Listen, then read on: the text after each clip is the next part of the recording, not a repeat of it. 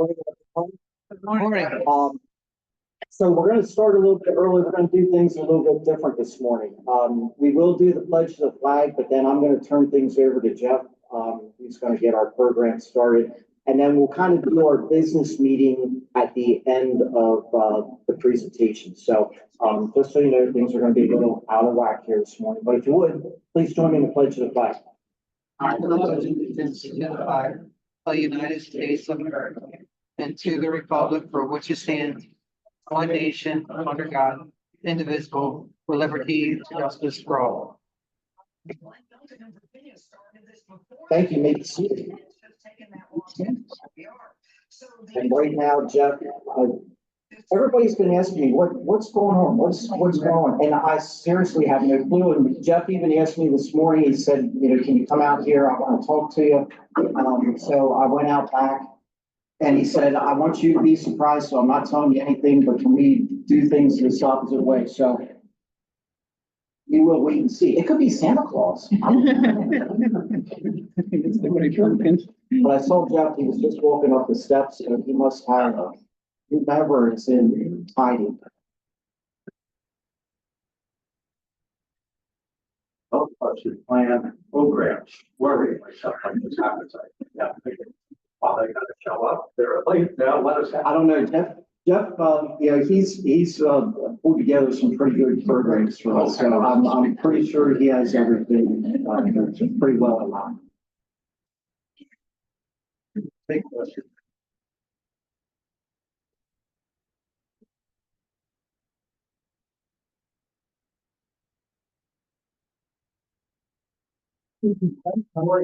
Good morning. Morning. I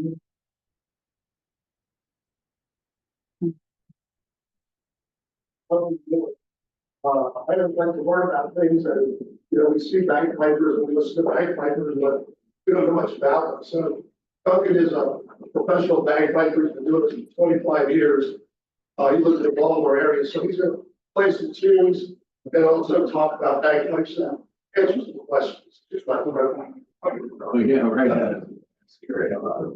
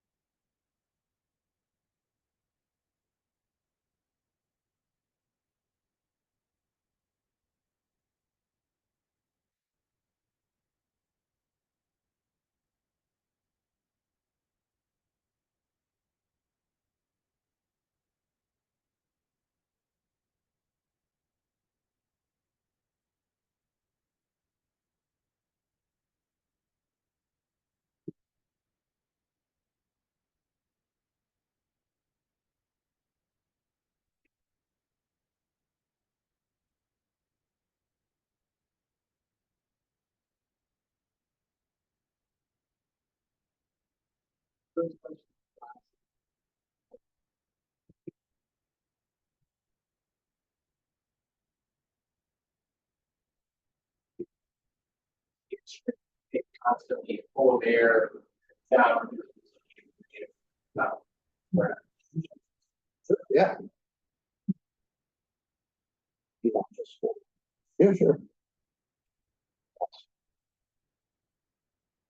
And Yeah, other than that, it's just like any other woodwind instrument, except that it has this extra kind of lung per se as the bag.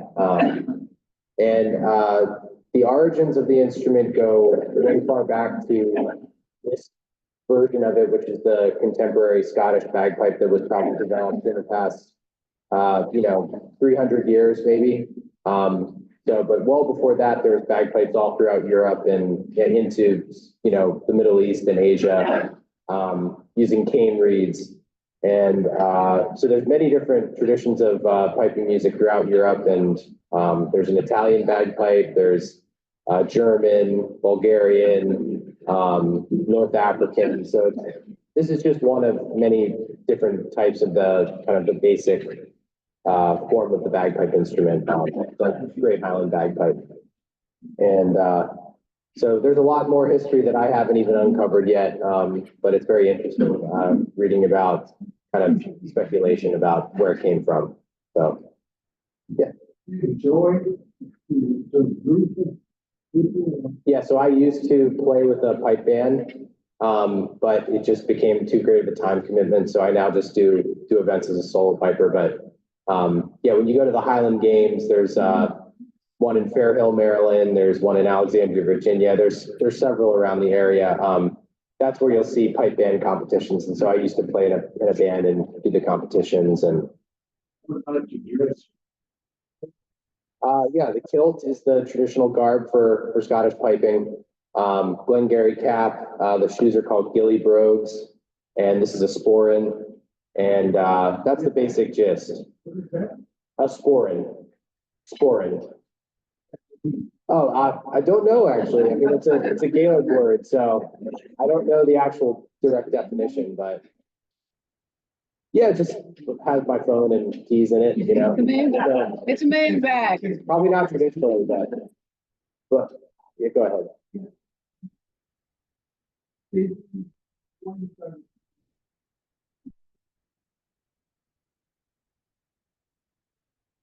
Yeah, I did play the drums a little bit, percussion.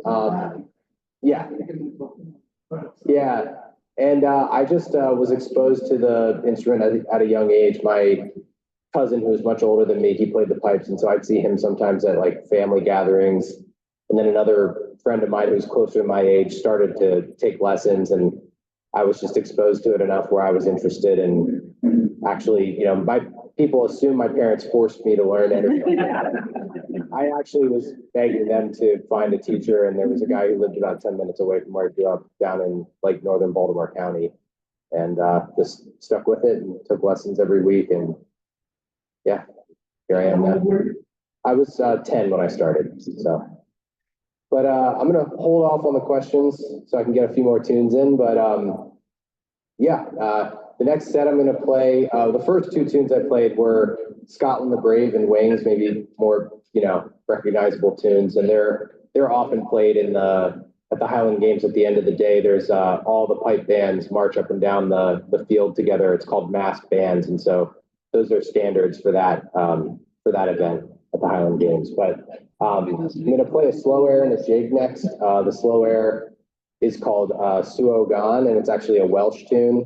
And Just before you start playing, yeah, I was gonna say, don't need any extra amplification. And the jig I'm gonna play is called John Patterson's Mare. I can just grab it and.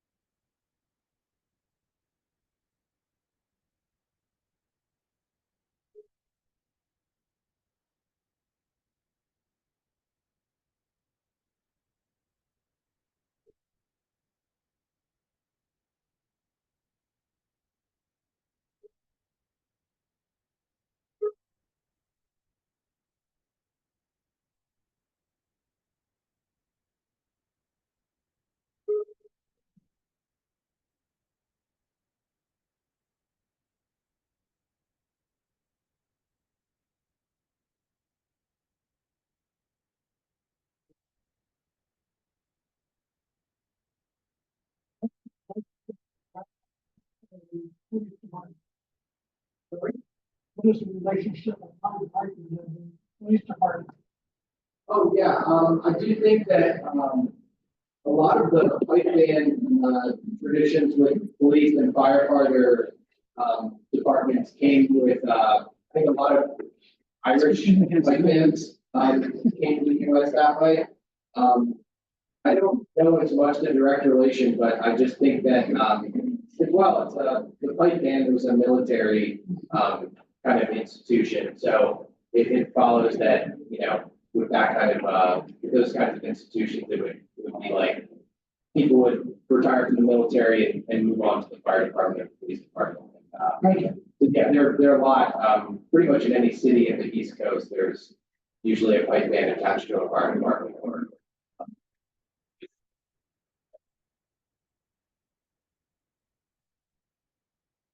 Last year, rain and trouble.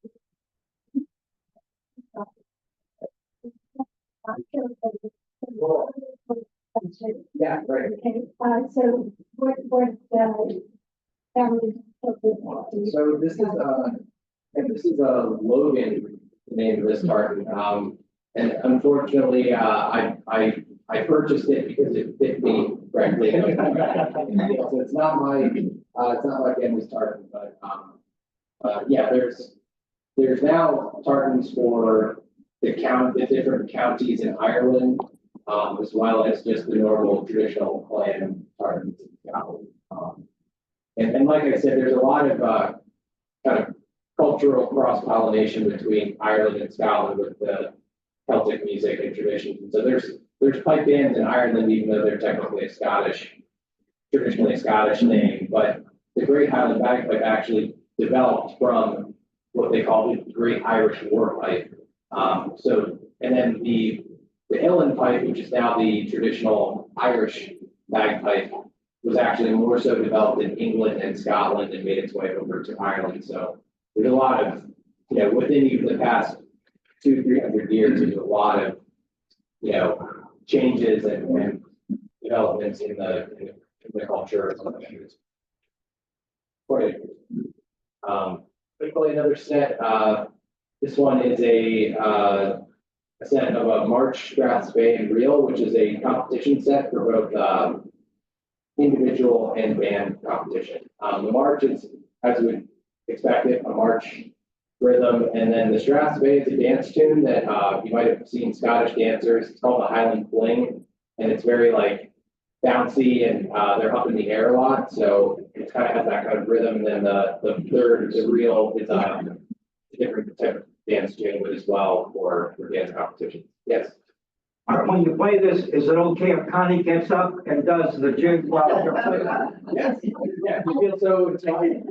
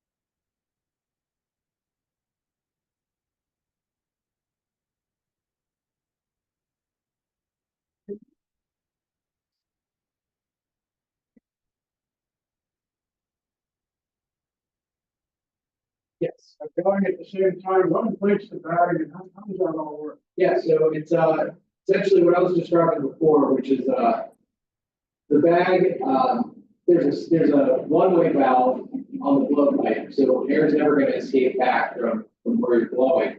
And the reeds in the three drones and in the chanter provide enough back pressure where you can essentially have this pressurized bag that's slowly leaking air through the reeds. And so then when I take a breath, I then squeeze on the bag to keep the same pressure, ideally exactly the same pressure, so there's no, you don't hear it in the music. You don't hear the reeds going, because that can happen if you're not a steady blower, as they say. But yeah, essentially it's creating a bag, pressurized bag. And then when I take a breath, I squeeze the bag, which continues to force air through all the reeds at a constant pressure. Some of you. It's more like a board game. Yeah, essentially, yeah, exactly. So is that instrument old? Is it new?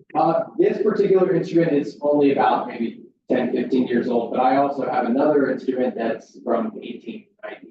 So those are much more rare, but they are very sought after because they're handmade. These are all made with like machines now, essentially, with lathes, but they're computer controlled, but the handmade ones, for whatever reason, have a bit of a sweeter tone, and but they're fragile too. You have to really take care of them, boil them, and season the bag, and all that. So, And do you do all that yourself? yeah, for the most part. Yes, sir. Is the drone from the bagpipe constant pitch? Yeah, these three drones are just that low, constant pitch that you hear before I fully inflate the bag, and then this is the chanter, which plays all the melody notes. Okay, and that all comes out the end of the Yes, chant. exactly. And it's similar to a recorder in terms of the actual the fingering of it. So What does bagpipe cost? this one was relatively inexpensive, but just for the drones, well, actually, the guy I bought it from kind of gave me a deal, but this was about $750. But they can run you upwards of $3,000-$4,000 for a very, very nice instrument. And if it has sterling silver on it, that'll add to the cost. It makes it extremely heavy too. I mean, this is already not light, but so they can get up there. I understand there's a whole series of joints on that thing, and I'm watching you, it looks like you were tightening. Yeah, so That's, it's all the tuning as well. yeah, I mean, basically I'm tuning it, if I lengthen the drone, it drops the pitch. If I make it shorter, it brings it up, and you'll see like, I tuned up quickly outside where it was 45 degrees, and now I'm in here and it's 70 something, so the pitch is gonna change. That's one of the most difficult things, and you're also blowing hot, wet air into the pipe with your mouth, so it's very difficult to keep them in tune. Or it can be a challenge. You gotta get used to it. But anyways, I'm gonna play a few more for you. Thank you so much for having me.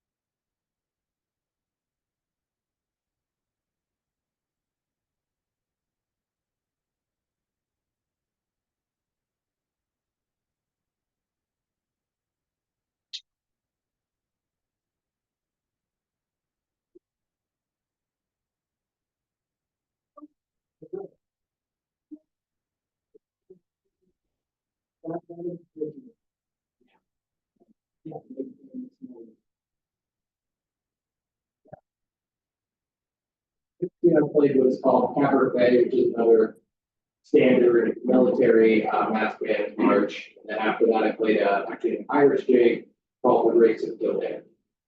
Yes, sir. Is this full time for you or are you do other things, day by I day? mostly do this. I do some odd jobs here and there. But yeah, the past few years I've been able to just focus on doing events and have kind of built up my clientele and kind of my presence online and locally in the Baltimore, Maryland, Pennsylvania, and in the DMV area. And I work part-time at an art museum in Baltimore, at the Baltimore Museum of Art, as a art handler, preparator, working in the galleries. But that's a contract-based thing, so it's here and there. This is my main gig. That's great that you've been able to get to this point where, Yeah. this is what you do. Yeah, it's all Obviously, you love it and, It's very flexible. yeah. That's great. Probably do one more tune and then can call it. So thank you all. Duncan has to do a funeral in Annapolis. Okay, change things. Thank you all so much for having me.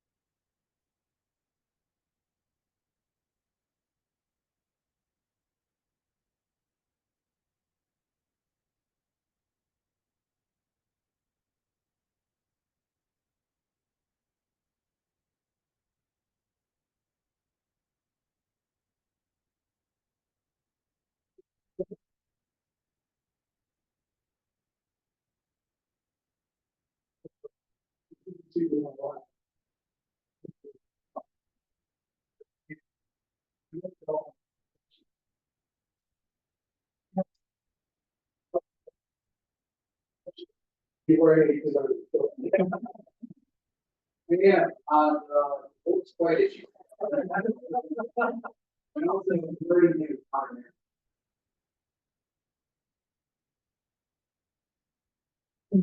Well, they might not want it.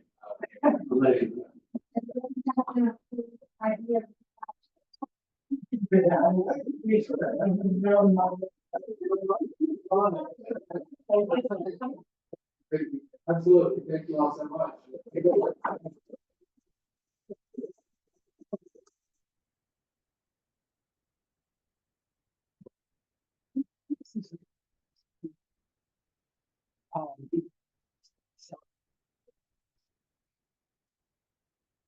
Actually, when my left arm got nerve so years ago.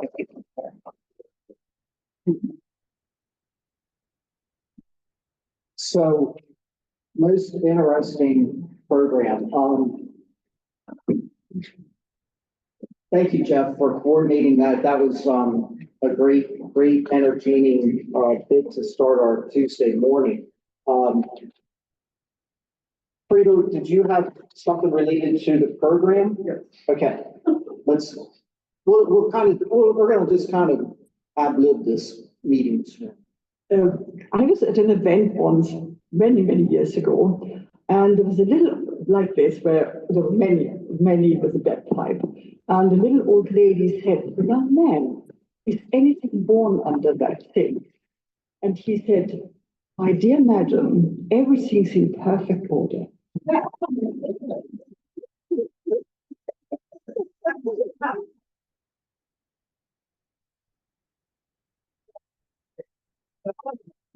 Well, John Schmidt just told me that our new member, Scott Buford, is also a bagpiper.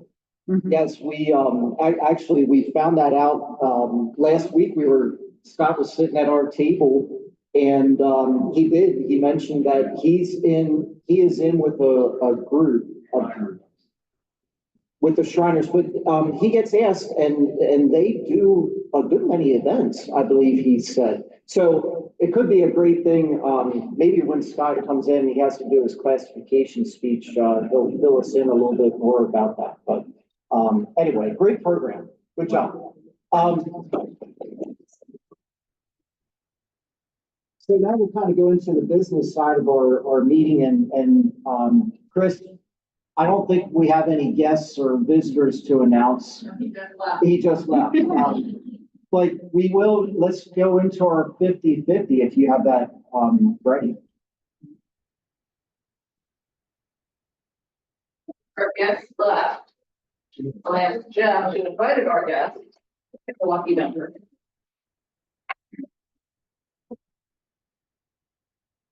Last three digits are 834. Are you feeling lucky, Bill? Yes. Bill Gear,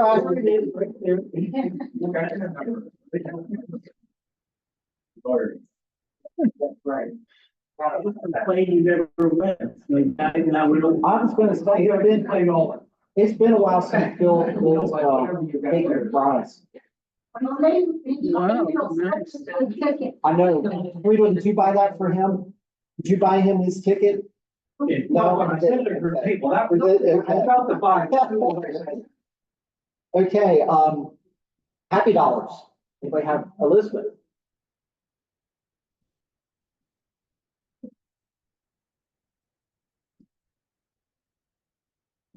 Good morning. Morning. So I just wanted to give a happy dollar for Saturday morning. Chris Pollock and I went to the District Learning Assembly, and they put a very good program together. It was mostly panelists talking about different ideas from large clubs, medium-sized clubs, and small clubs about membership, fundraising, and community service.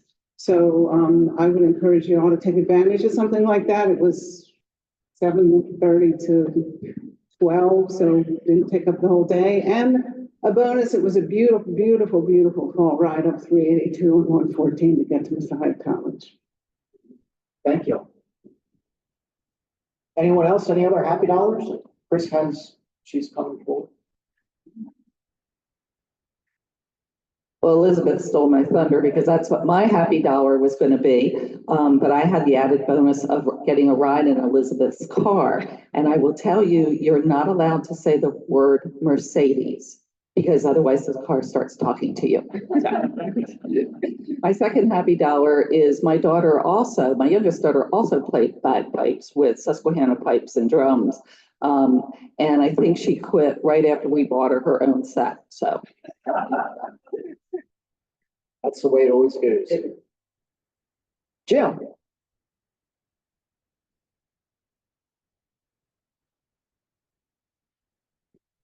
I've learned as I've gotten older that things cost more and that with age. But anyway, like my wife and I are celebrating our 44th wedding anniversary this week. So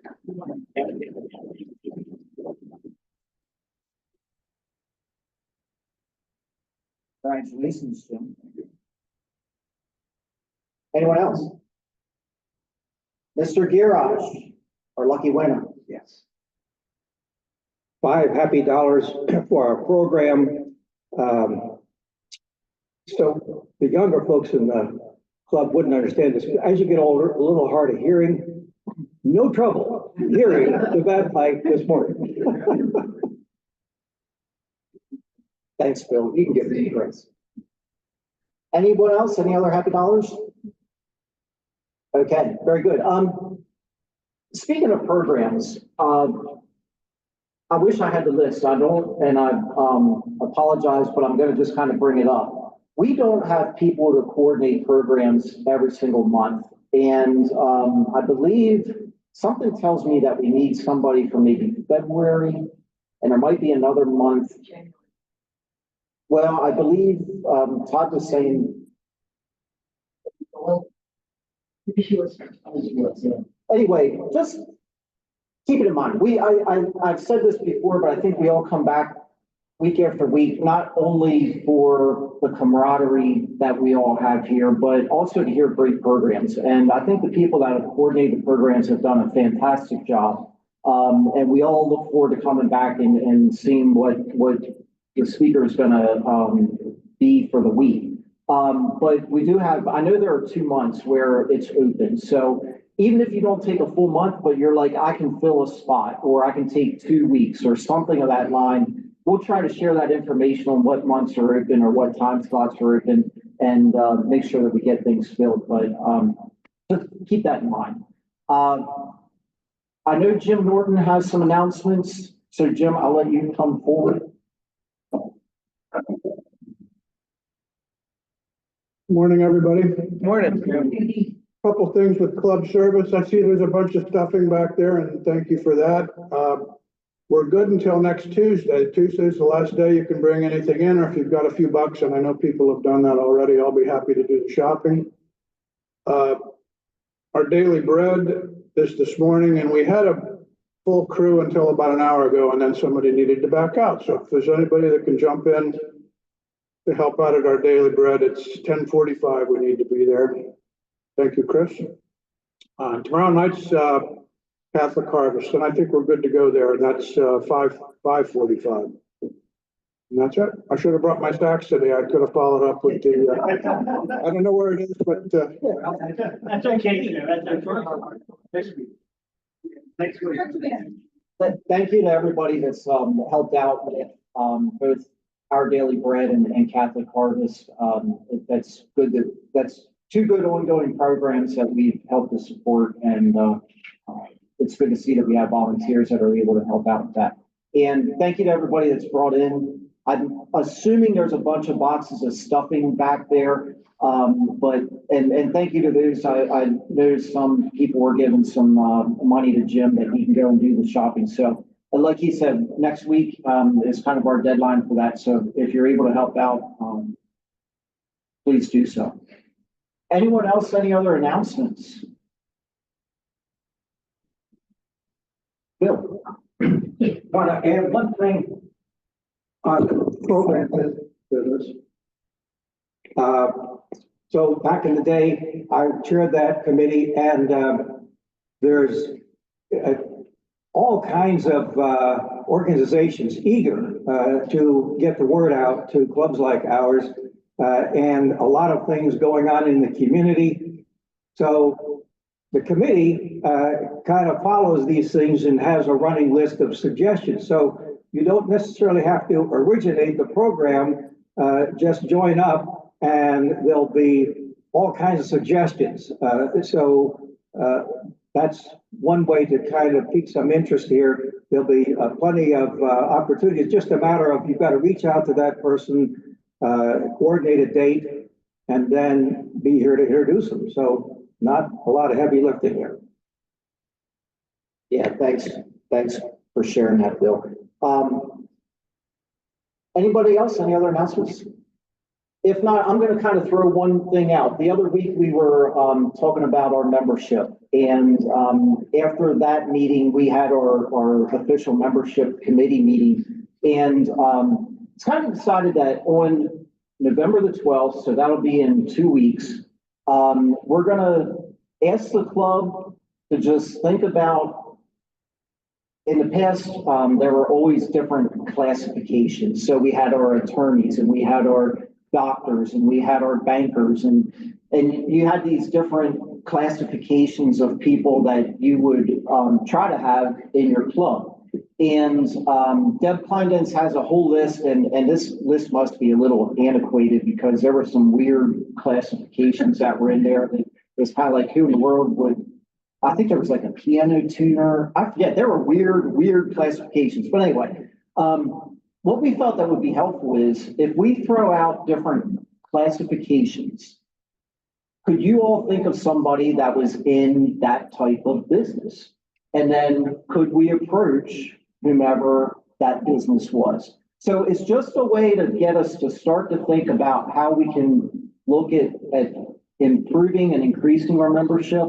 So we're going to do that. I mean, we're going to have a regular program, but just keep that in mind that that's something that's going to be coming up in 2 weeks is we'll start to spur maybe some thoughts as far as who we can look to invite to join our club. So keep that in mind.